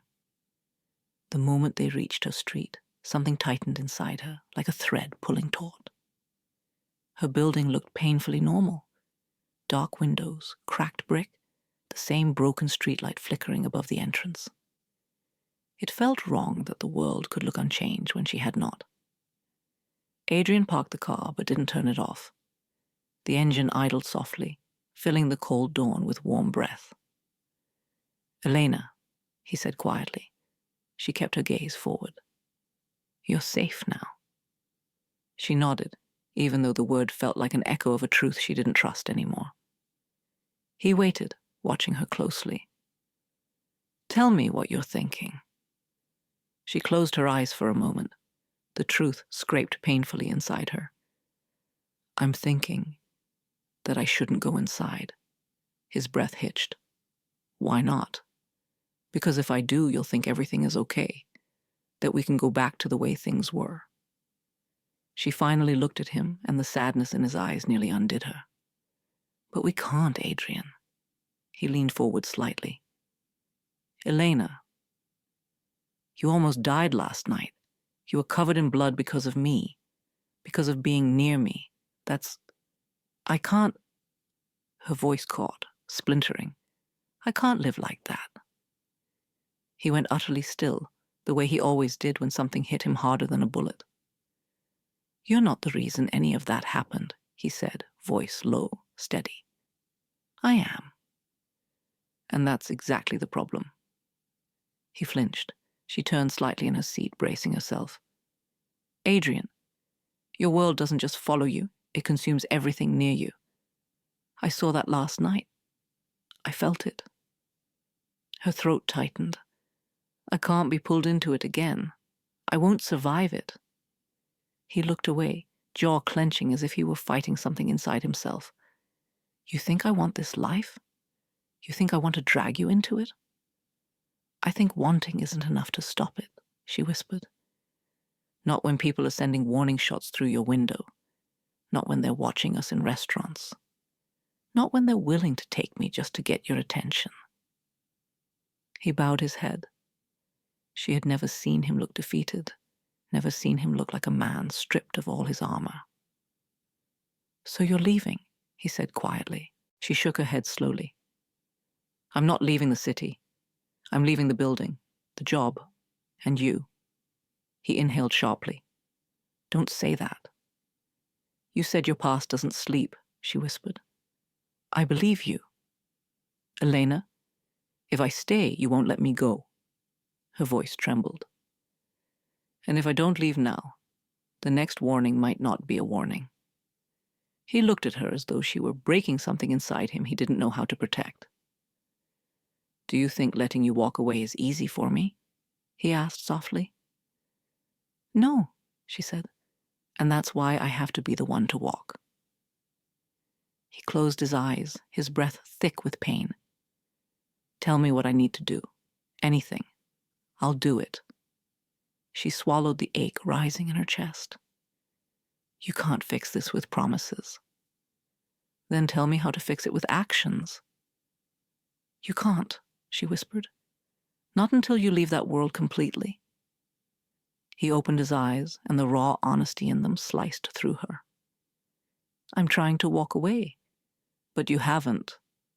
A tear slid down her cheek, and until you do, anyone near you is a target. He reached for her hand on instinct, then stopped an inch before touching her, letting his fingers hover as if the air itself might burn him. Please, he whispered. Don't do this. She looked down at the space between their hands, the space that felt like a valley they couldn't cross. Adrian, she said gently, painfully, you saved my life last night, but I can't let you risk yours for me again. I'm not worth that. He sucked in a breath like she had stabbed him. Don't say that. Don't you ever say that. She pulled her hand into her lap. It's better this way. There's nothing better about this, he said, voice breaking in a way she had never heard. Not for me. The first glow of sunrise touched the horizon, bathing the street in faint gold. A painful, tender quiet filled the car. Two people holding a truth neither of them wanted. Elena, he murmured, one last attempt, one last reach. If you walk away now, I won't know how to protect you if something happens. She offered him a fragile smile that trembled. Then maybe protecting me means letting me go. He looked at her then. Really looked. And she felt every fracture inside him. She reached for the door handle with a shaking hand. The metal felt cold against her skin. Final. Unforgiving. As she pushed the door open, a gust of morning air rushed in, carrying the low hum of distant traffic and the soft hiss of melting snow. Elena, he said again, her name a whisper, a wound, a plea. She paused halfway out of the car. Thank you, she said softly, for saving me, for caring, for everything. He swallowed hard. Is this goodbye? She nodded. For now. His eyes softened in defeat, in heartbreak, in something deeper than either of them was ready to name. Then go before I ask you not to.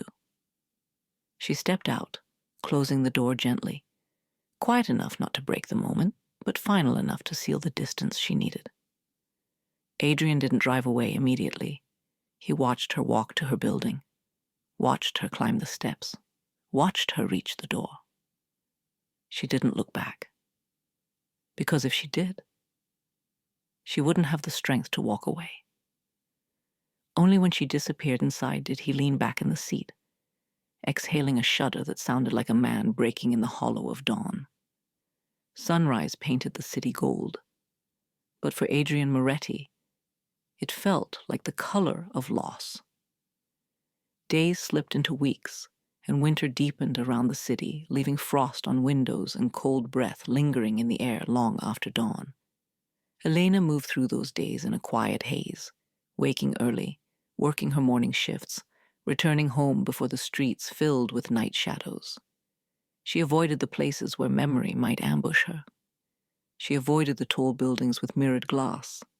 She avoided anything that might feel like midnight. She avoided him. But forgetting Adrian Moretti was like trying to forget winter while standing in the snow. He lingered everywhere, in the echo of her footsteps on icy sidewalks, in the warmth of a stranger's coat collar lifted against the wind, in the taste of coffee she now avoided because it reminded her of a storm-lit break room at 2 a.m., and in silence. The silence hurt most.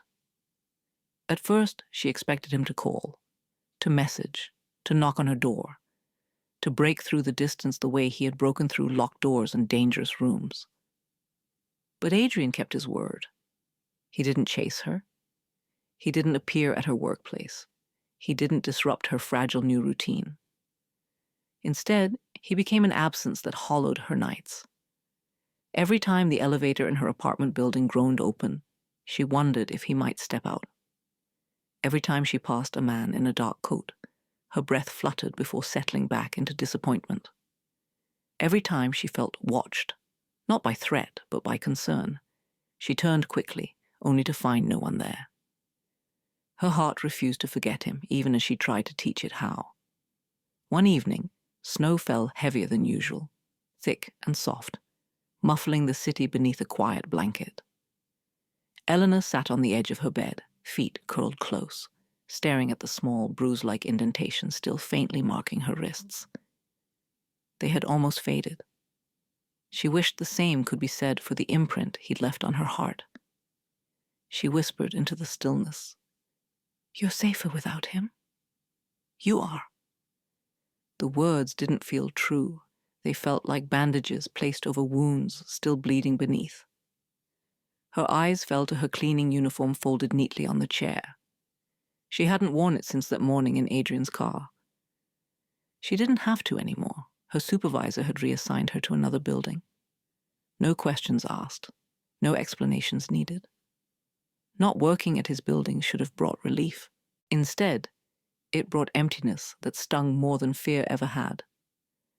That night, she dreamt of the warehouse, the flickering lights, the cold concrete floor, the sound of her own heartbeat pounding against the air. But in the dream, Adrian didn't arrive. She remained alone, calling his name until her voice fractured. She woke with tears staining her cheeks. By the third week, she realized something truthfully, painfully clear. Distance didn't heal anything. It only highlighted what she had lost, and what she feared she could never regain. Adrian spent those same weeks burying himself in work, violence, meetings with powerful men who offered thinly veiled threats, and long nights staring at the window she once cleaned with quiet concentration. He tried to forget her, failed every time. Her absence pressed against his ribs like a bruise he kept touching, just to feel something other than anger. The crazy part was, everyone noticed. Luca approached him one night, placing a file on his desk. "You're not sleeping," he said. "I'm fine," Adrian replied without looking up. "You're not eating." "Luca, and you haven't smiled in 20 days. Adrian paused mid-signature. Slowly he lifted his eyes. "Boss," Luca said softly, "you went through hell to get her back, and now you're going through hell without her." Adrian didn't respond. He didn't have to. His silence said everything. Luca sighed. "Do you want me to check on her?" "No." Adrian set the pen down, voice low, firm. "She wanted distance. I'll give it to her." "But you're miserable." "I'd rather be miserable than be her reason to hurt again." Luca stared at him for a long moment, then nodded. "You're a good man, Adrian, even if you don't believe it." But Adrian did not feel like a good man. A good man wouldn't have brought danger into her world in the first place. A good man wouldn't have made her tremble with fear. A good man wouldn't have let her walk away with tears in her eyes. He closed his eyes, whispering her name into the empty room, letting it echo off glass and shadows. Elena? It hurt every time. But he let it hurt. Because love, he realized, wasn't about holding on. It was about not dragging someone into the fire with you. On a cold Tuesday evening, Elena returned home from work, snowflakes clinging to her lashes. She reached her apartment door, fumbled with the keys, and noticed something small resting on the floor, leaning against her welcome mat. A letter. Her heart stilled. No one wrote her letters. Her hands shook as she picked it up, the envelope heavy with something that felt like weight and truth. She slipped inside, locking the door behind her, and sat on her bed with the envelope in her lap. There was no name on the front, but she recognized the handwriting instantly. Adrian. Her breath trembled. She opened it carefully as though the paper might shatter. Inside was a single sheet, folded precisely. A faint trace of cologne she remembered from midnight hallways and whispered warnings. She unfolded it with trembling hands. The letter was handwritten, every stroke deliberate, steady, controlled. But the words were anything but.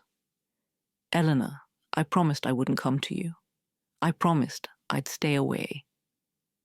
But silence feels like punishment for sins I can't undo. I never wanted to be the reason you were hurt, and I never wanted you to live in fear because of me. But the truth is simple. The night I walked out of that elevator, I wasn't escaping my enemies. I was trying to escape the man I was becoming. I thought I was ready to leave that world. I wasn't. Not until I saw you. You made me want a life that doesn't exist for men like me. And I'm sorry for the pain that gave you. You deserve someone who gives you safety without consequence. But if fate ever allows it, if the world ever becomes a place where I can stand beside you without asking you to pay the price, I will find you. Not to pull you into my life, but to give you back everything it took from you. Until then, I'll walk away. But I will not forget. Eleanor pressed a hand to her mouth, a soft sob escaping before she could stop it. Her vision blurred as she read it again, slower this time, absorbing each word as if it were a lifeline she had been drowning without. He wasn't trying to hold on to her. He was trying to become the kind of man who wouldn't break her by staying. Her heart ached with a tender, painful revelation. He had loved her by letting her go. She folded the letter carefully, pressing it to her chest as tears spilled freely. Outside, snow fell like quiet forgiveness. Inside, her heart whispered what distance could not erase. She had not lost him. She had only begun to understand him, and some loves, she realized, cannot be forgotten. Not by time, not by fear, not by distance, not by silence. Because what the heart truly remembers, it remembers forever. 2 months passed before Eleanor allowed herself to step beyond the invisible borders she'd drawn around her life. 2 months of quiet routines, early mornings, and lonely evenings spent rereading a single letter until the ink felt etched into her heart. 2 months of trying to rebuild a world where his shadow didn't linger in every corner. But Adrian's words had settled inside her like a truth she couldn't ignore. If fate ever allows it, I will find you. And fate, it seemed, had grown restless. One late afternoon, as winter softened into early spring, her supervisor called her into the small office of her morning job. "New contract," he said. "They want someone careful, precise, someone who can be trusted with restricted floors." She paused, pen frozen above the clipboard. "Restricted floors?" He nodded. "Corporate offices downtown, a big client. They specifically requested someone with experience working night shifts in high-security buildings. I put your name forward. Her heart kicked hard against her ribs. Downtown. Corporate. High security. For a moment she couldn't breathe. What building? He slid a file across the desk. She hesitated before opening it, fingers trembling.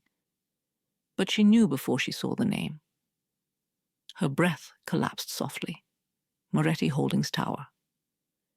The world tilted, slowly, quietly, as though reality itself shifted a fraction to the left.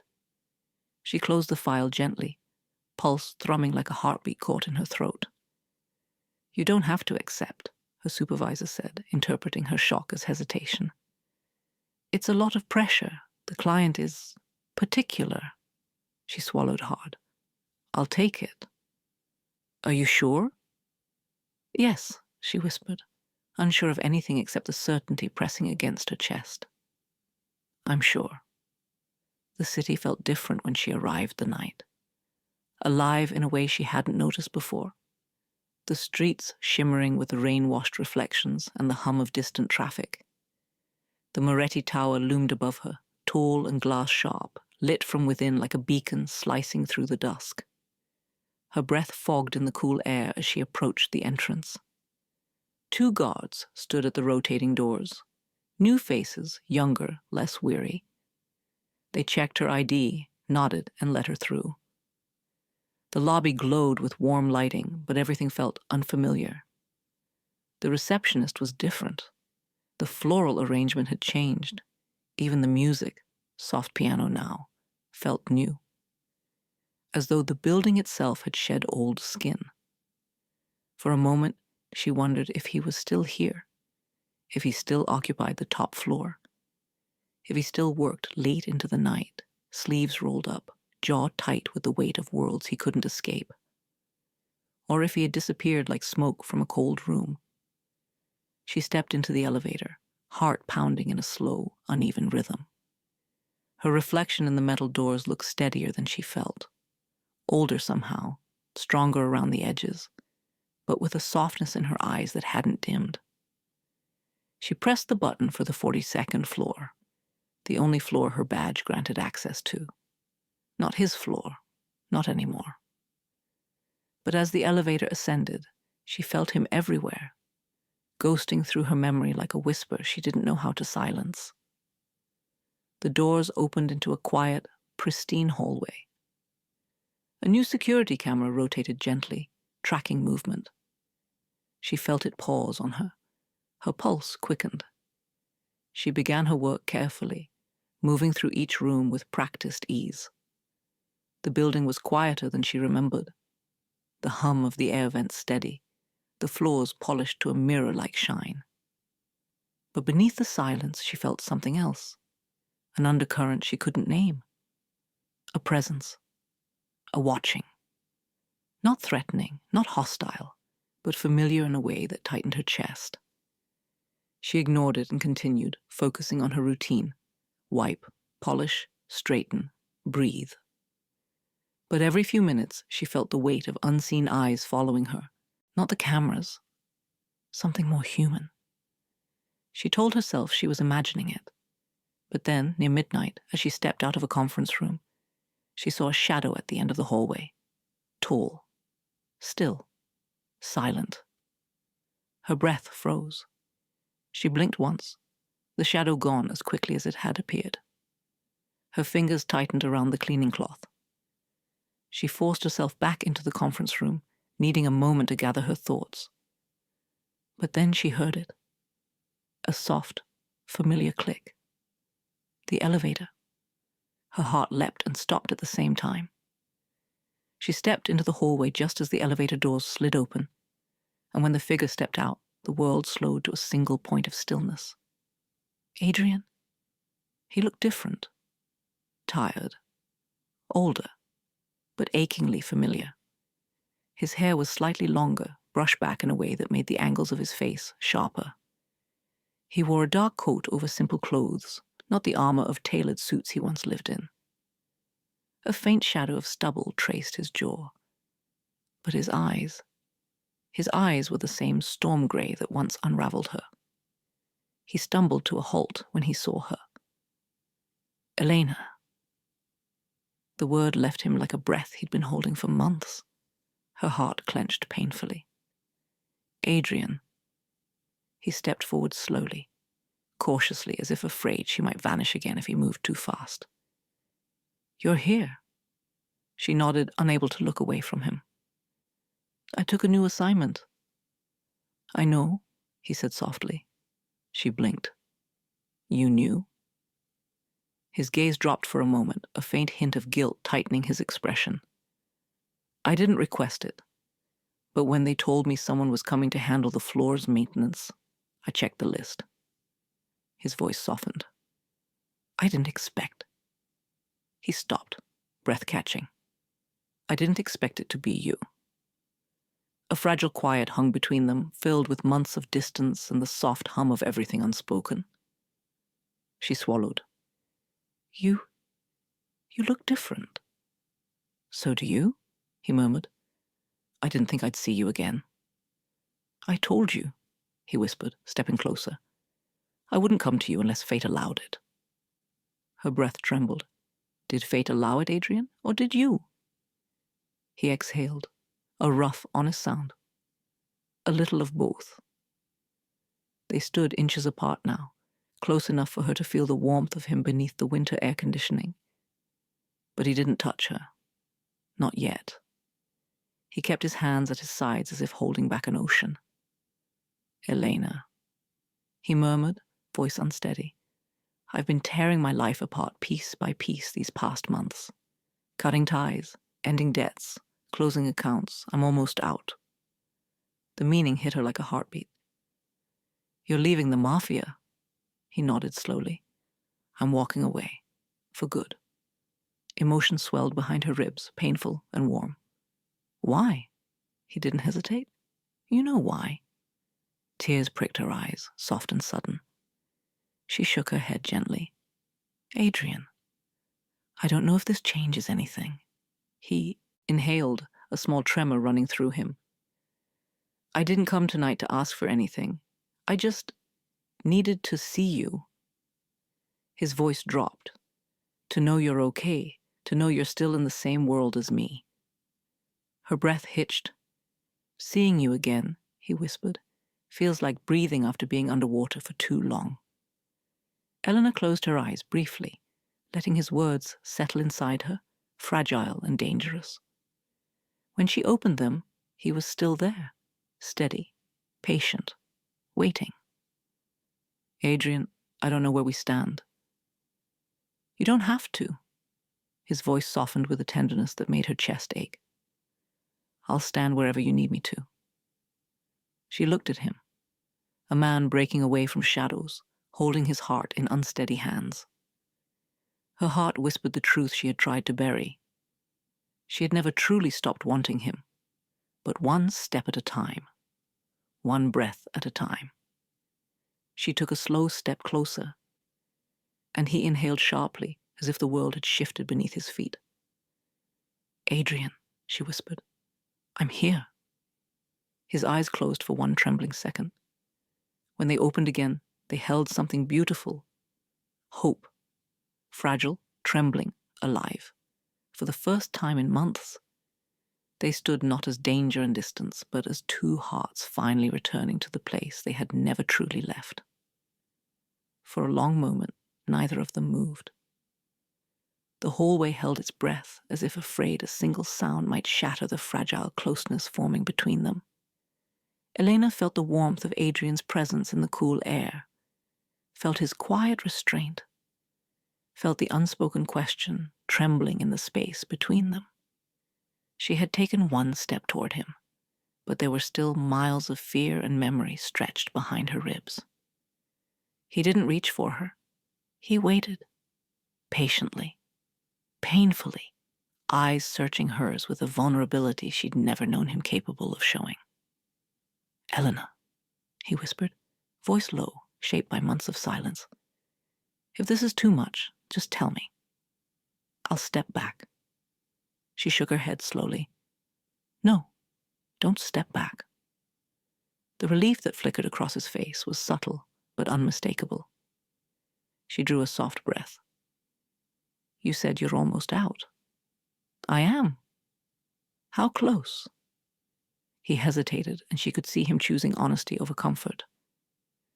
Close enough to burn bridges, not close enough to sleep safely. Her heartbeat quickened. Adrian! He took a slight step toward her, though still careful to keep a respectful distance. Elena, listen to me. I cut ties with everyone who ever had leverage over me. I closed accounts that funded things I'm not proud of. I walked away from alliances that would have protected me, because they also chained me. His voice deepened. All that's left is one last meeting, one last name I have to sever. And then? And then, he exhaled, I'm free. She searched his eyes, needing to see the truth there.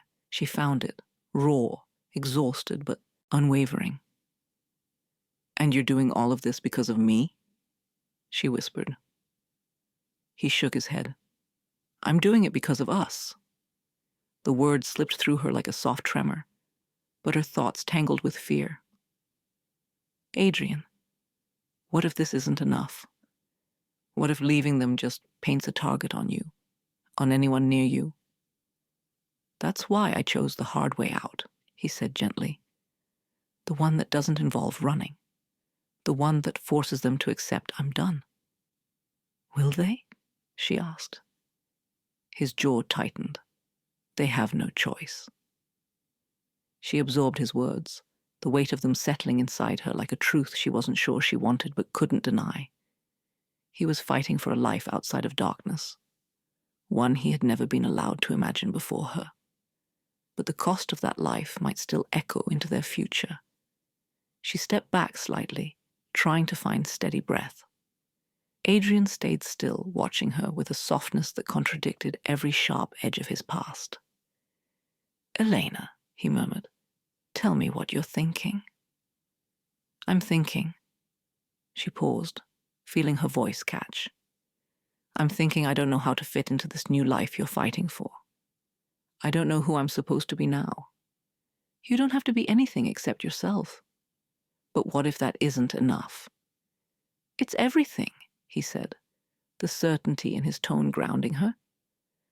When I was drowning in a world built on fear, you were the only thing that felt real. The only thing I wanted to keep. Her breath trembled. I'm scared, Adrian, of losing you, of losing myself, of wanting something I'm not brave enough to ask for. He stepped closer, not touching, just close enough for her to feel the warmth of him like a promise. Then let me be brave for both of us tonight. A tear slipped down her cheek. She didn't wipe it away. He gently reached out, pausing just before his fingers brushed her skin. A silent question. When she didn't pull back, he touched her cheek lightly, reverently, his thumb brushing away the tear. His touch was warm, cautious, almost fragile. It pulled a soft breath from her lips. Elena, he whispered, I'm not asking for forgiveness. I'm not asking for promises. All I'm asking is for a chance. Her chest ached. A chance for what? A chance to choose you, he murmured, in a world where I finally can. The words wrapped around her, heavy and tender. She closed her eyes briefly, letting them sink into every wound she'd carried these past months. When she opened them again, Adrian was watching her with a hopeful stillness. She shook her head faintly. I don't know how this ends. I don't either, he admitted, but I'm willing to find out, and I won't walk away this time unless you ask me to. Silence settled between them, a silence filled with heat, longing, and the quiet rhythm of two hearts finding courage in the same breath. Adrian, she whispered, voice trembling, what if fate doesn't forgive us?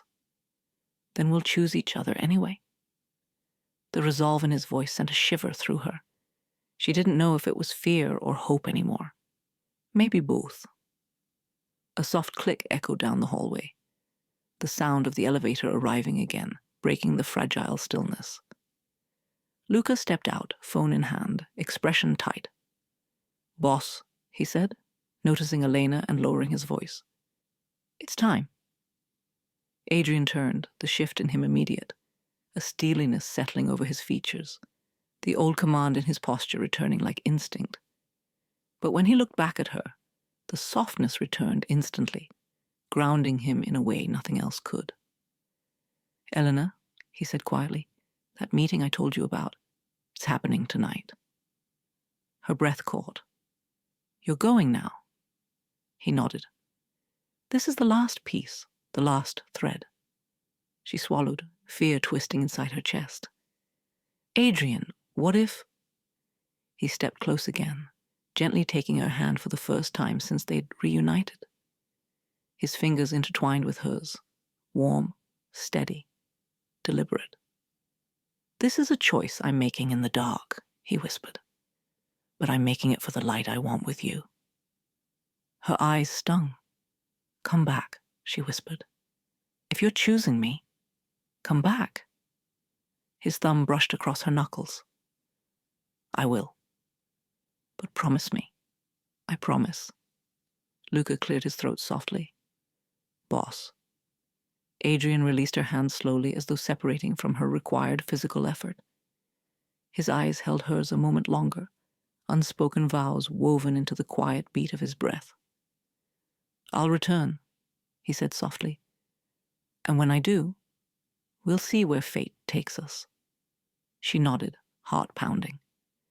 "I'll be here." He gave her one last look, one that carried everything he couldn't say, before turning and walking toward the elevator with Luca. As the doors began to close, he kept his gaze locked with hers until the last sliver of the gap vanished, leaving her standing in the quiet hallway. Alone. Waiting. Hoping. Afraid. Because tonight, Adrian Moretti walked into the dark to make the final choice that would define the rest of his life. And Elena could only pray that he would return to her before the night stole him away. The night Adrian walked away felt endless. Elena stood in the quiet hallway long after the elevator doors closed, listening to the hum of the building as if it might tell her he was safe. It didn't. It only echoed her heartbeat, fast, uncertain, tangled with fear and hope. She returned to her work, but her hands trembled so badly she had to retry simple tasks, wiping the same surface twice, polishing glass that was already clear. Every shadow felt too still, every sound too sharp, every second too slow. She left the building only when morning softened the sky with pale lavender, her eyes heavy with sleeplessness and her heart carrying a weight she didn't know how to set down. The hours passed quietly. And then, as the sun settled low again, as the city dipped into dusk, Adrian returned. He waited outside her apartment building, leaning against an old stone pillar, snow melting into the collar of his coat. He looked exhausted. Dark circles beneath his eyes, a bruise on his cheek, the faint stiffness of someone who'd fought more than one battle in a single night. But he was standing. And he was breathing. And when he saw Elena approaching down the walkway, his posture softened like a storm settling into calm. She stopped a few feet from him, breath catching. "Adrian." He straightened slowly. "I told you I'd come back." She took in every detail of him, the weariness, the quiet pain, the relief flickering through his eyes. "You're hurt." "I'm here," he corrected gently. "That's what matters." She closed the distance between them in 3 trembling steps, her hands rising instinctively to touch his face, lightly, reverently, as if afraid he might crumble under her fingers. He leaned into her touch without a single protest. "You kept your promise," she whispered. "I kept the one that mattered." "What happened?" He exhaled a slow breath. "The meeting was final. It took hours, words, threats, and reminders of what I was capable of. But in the end, they understood." His gaze held hers, soft but unyielding. I'm done with them. Permanently. Her heart trembled with something deep and overwhelming. They won't come after you. No, he said. Not anymore. And they won't come after me? A shadow flickered across his eyes, but he answered truthfully. No. She let out a breath she'd been holding for months. Adrian reached for her hand slowly, offering his palm rather than taking hers. A silent choice. A silent question. Elena, he murmured, I don't know what comes next. I don't know who I am without the world I walked away from. But I know who I want beside me while I figure it out. Her throat tightened with emotion. And who is that? You, he said simply. If you'll have me. There was no hesitation in her heart, only a warmth she'd been afraid to acknowledge. She slid her hand into his, fingers weaving with his in a way that felt like home. I'm here, she whispered. If you want this, I want it too. Something in him softened. His chest rose and fell in a shaky breath, relief loosening the rigid lines of his posture. For the first time since she met him, Adrian Moretti looked like a man stepping into light instead of out of it. Come on, he said gently. Let's go home. Home turned out to be nothing extravagant. An old mechanic's shop he'd inherited from an uncle. The top floor converted into a modest apartment he'd been renovating slowly in secret. Wooden beams stretched across the ceiling, dust motes glimmering in the warm light. A small couch sat beneath the window. A tiny kitchen held mismatched dishes and a battered kettle. Paint cans lined one wall. Tools lay scattered across a workbench. It was imperfect, unpolished, but real, and safe. He watched her reaction carefully. It's not much yet, but I wanted something honest to build from. It's perfect, she said softly. Adrian stepped inside, setting down his coat and unlocking the window to let fresh air in. I'm working in the shop downstairs during the day, fixing cars, learning normal. It's different. Do you like it? She asked. He paused and smiled, a real quiet smile that softened every sharp edge. I do. Eleanor moved closer, brushing fingers along a wooden beam as she took everything in. I never pictured you somewhere like this. He chuckled softly. Neither did I. But peace feels less impossible here. She felt a warmth spread inside her. I'm glad. He reached out, gently tucking a loose strand of hair behind her ear. Stay with me tonight. Her breath fluttered. Not because I'm asking you to choose us, he continued softly, but because I want you to see the life I'm choosing. She nodded. I'd like that. He brewed tea in the dented kettle, and they sat on the small couch, knees touching, sharing warmth in the quiet space between lamplight and dark windows. He told her about the last meeting, how hard it was, how close it came to violence, how Luca stood by him like a brother, how he walked away without looking back. She told him about the weeks she spent healing, how lonely it was, how much she missed him, how she finally understood what it meant to lose someone without losing love. They talked until their voices grew soft, until the city lights dimmed, until the weight of the world settled into peace around them. At some point, Elena rested her head on Adrian's shoulder. He hesitated only a moment before resting his cheek against her hair, his arm curling gently around her. She felt his heartbeat, steady, slow, warm, and the sound soothed every part of her still wounded by memory. The quiet held them like a promise. When dawn brushed faint gold across the window, Eleanor stirred slightly. Adrian's voice reached her in a sleepy whisper. Eleanor? He pressed a soft kiss to her forehead. Thank you for coming back. She smiled against his chest. Thank you for finding your way back to yourself. They stayed like that, two tired souls breathing the same quiet morning, until sunlight seeped across the floor, filling the room with warmth. And in that gentle stillness, Elena understood something she had been too afraid to believe. Love wasn't always loud or dramatic. Sometimes it was found in quiet hours, in whispered truths, in the warmth of a hand holding yours through the dark. Sometimes it was found in choosing each other, every single day. And somewhere in the quiet between heartbeats, love began again,